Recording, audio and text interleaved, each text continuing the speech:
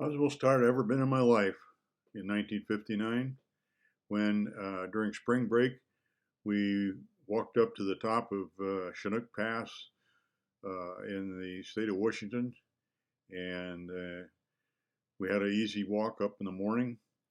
And around noon, we got to the top, and it was a great day. But the sun warmed up the snow crust, and on the way back down was a horror story of post holing, driving my up to my knee in almost every step I took coming back down out of the Chinook Pass.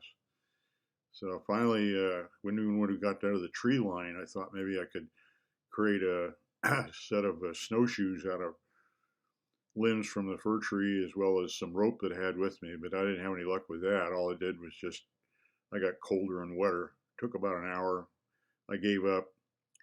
Uh, we didn't get back to the car until 10 p.m. that night, and uncharacteristic for us, we decided to not try to sleep or create a fire next to the car, but we went back down the valley to where there was a campground that we knew had some wood available to make a fire, and we didn't have a tent, but we were going to sleep in the car.